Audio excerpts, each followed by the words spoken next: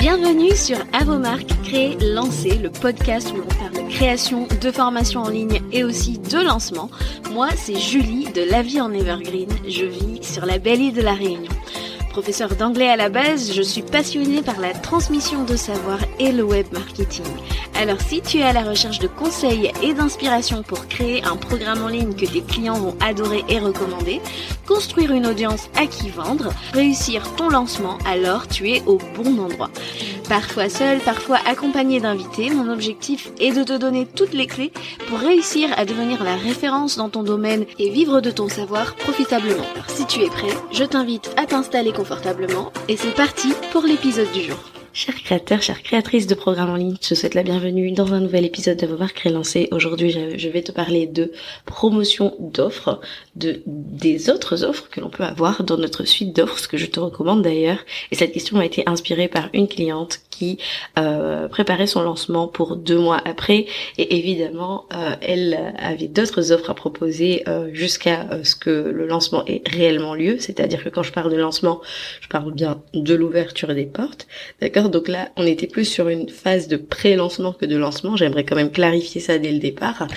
Et en fait, quand je lui ai répondu, je me suis dit, tiens, ça ferait un excellent épisode de podcast parce que je pense que vous êtes nombreuses à vous poser la question quand vous préparez votre lancement, à quel moment, est-ce qu'on parle de quoi, est-ce qu'il est possible de parler de ces autres offres. Je me suis dit que ce serait un épisode qui pourrait vous intéresser. Donc c'est parti, on y va. Alors, je considère que c'est une erreur que j'ai moi-même faite dès le départ, c'est-à-dire que j'étais tellement à fond sur l'offre du moment que je lançais, etc., que je ne parlais pas forcément des autres. Et or, il faut bien générer du CA d'ici là. Je parle dans le cas où tu as plusieurs offres, ce que je te recommande, d'accord ? J'ai fait plusieurs épisodes où je parle de la suite d'offres. Et vraiment, c'est un lifesaver parce qu'en fait, tu peux générer du chiffre d'affaires d'ici là parce qu'un lancement, ça se prépare dans la durée. Si tu es élève du rétroplanning notamment, tu sais que moi, je te recommande de préparer ton lancement sur 3 mois pour avoir le temps de faire les choses. Sauf que en 3 mois, si tu parles pas de tes autres offres, c'est compliqué de faire du CA à part si tu as des récurrences ou si tu as d'autres prestations de services, si tu vends toujours des prestations de services ou du coaching à côté. Donc, je te recommande oui, effectivement, de parler de tes autres offres. Je rappelle que là, on est plus sur la phase de pre-launch, donc la phase de pré-lancement bien avant d'ouvrir les portes, d'accord ? Donc, ce que je tiens quand même à dire, c'est que à mesure que tu vas t'approcher de la fin de ton pré-lancement, je dirais de ralentir la cadence, d'accord ? Puis d'arrêter complètement à un moment clé que je vais te donner. Donc à quoi ça ressemble concrètement ce rythme pendant le pré-lancement vers le lancement ? Je vais te donner un petit peu mon avis, comme ça tu pourras faire tes choix. Mais ce que je te dirais, c'est que si tu es au tout début de ta période de 3 mois et que tu n'en es qu'au moment où tu parles de ta liste d'attente, évidemment tu peux avoir un rythme tout à fait normal de promo parce qu'on en est qu'au début et qu'évidemment tu délivres ces autres offres à ce moment-là, donc il faut bien générer du chiffre d'affaires comme on disait. Donc à ce moment-là, il n'y a aucun problème. Ta liste d'attente, tu vas en parler régulièrement, très régulièrement même, mais peut-être pas à chaque fois que tu vas venir en story, donc ou sur ton feed. Donc je te dirais que là, vas-y à fond les ballons, on y va. Au contraire, on sécurise aussi. Alors je ne sais pas ce que tu vends. Si tu vends des prestations de services ou du coaching, tu sécurises un maximum aussi la vente de ces offres-là pour les mois à venir, puisque à un moment donné tu vas lever le pied aussi sur cette communication-là, donc je te conseille d'y aller à fond. Ensuite, on va noter un petit changement lorsque tes calls to action, tes appels à l'action vont augmenter. Je te dirais que là, il va falloir commencer un petit peu à équilibrer la balance. Je te dirais de bien choisir tes moments parce que si par exemple tu as un freebie de lancement notamment, tu vas avoir un call to action supplémentaire qui va s'ajouter dans ta communication et on peut imaginer que peut-être si tu es comme moi par exemple, tu as une plateforme de contenu evergreen comme un podcast podcast, un blog ou une chaîne YouTube, si ton rythme c'est une fois par semaine, tu sais déjà qu'une fois par semaine, tu as déjà de la promotion sur ce contenu que tu sors. Ensuite, tu as d'autres offres et ensuite tu as ton freebie de lancement. Donc ça fait déjà à peu près 3 types de call to action. Donc ce que je te conseille, ce serait d'alterner évidemment entre ces différents appels à l'action. Par exemple, alors tout dépend de ton rythme de publication, mais par exemple on va imaginer que tu fais ta promo en story sur ton freebie, si tu l'as fait le matin, on va imaginer que peut-être l'après-midi tu vas pouvoir parler de tes autres offres, ou alors un jour sur deux, ça dépend vraiment toi de ton rythme, de ta présence sur les réseaux sociaux, parce que cet épisode je parle beaucoup de réseaux sociaux, mais ça peut aussi s'envisager pour tes emails, par exemple avec un PS ou carrément un email de vente direct. D'accord?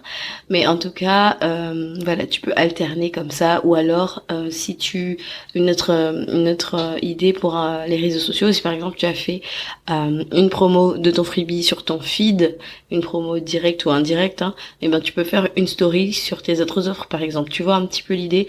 Donc pendant cette phase où tu auras ce fameux freebie de lancement, je te conseillerais de continuer, mais d'alterner et au fur et à mesure de te dire que ça va réduire drastiquement. Donc profite de cette phase pour continuer à remplir tes autres offres. Ensuite, on va passer à la phase d'invitation, d'accord, qui est cette phase où tu vas inviter les gens sur ta masterclass ou ton challenge ou autre, d'accord, où là finalement ton seul focus va être de ramener le plus de gens possible sur ton événement live. Pourquoi ? Parce qu'en fait, c'est à ces gens-là que tu vas offrir une expérience en live avec toi et à ces gens-là que tu vas pitcher. Donc là, quelque part, ton CA de ton lancement commence déjà à se jouer en termes de promotion, d'accord ? Donc à la rigueur, ce que je conseillais à ma cliente, donc d'ailleurs Nour, si tu passes par là, je te fais un petit coucou, ce que je lui ai conseillé, c'est de promouvoir indirectement, donc de montrer par exemple les backstage. Voilà, quand elle est en coaching ou quand elle est dans ses autres offres, si par exemple tu as un membership, tu repartages les stories de tes clientes et au passage tu rappelles aux gens que tu as d'autres offres. Donc pour que les gens n'oublient pas que tu coaches par exemple, ou alors si tu es dans la prestation de service, que tu montres aussi que tu es en train de faire autre chose, tu peux montrer un peu tes backstage, etc. Mais à ce moment-là, je te conseille pas forcément de faire des choses trop directes, trop souvent, d'accord ? Mais voilà. En gros, ton seul focus, ça doit être vraiment, je ramène des gens à mon événement parce que quelque part là, mon lancement a déjà un peu commencé et je te rappelle que ton taux de show-up, tu le joues à ce moment-là aussi. Donc voilà pourquoi je te dirais de profiter plutôt de tes opportunités de promotion pour promouvoir ta masterclass ou ton challenge. Ensuite, dernière phase, donc ça va être la phase de l'ouverture des portes. Et là, quand tu ouvres les portes officiellement, je te dirais que tu ne parles que de ton programme. Le lancement, c'est time sensitive par nature, donc c'est limité dans le temps.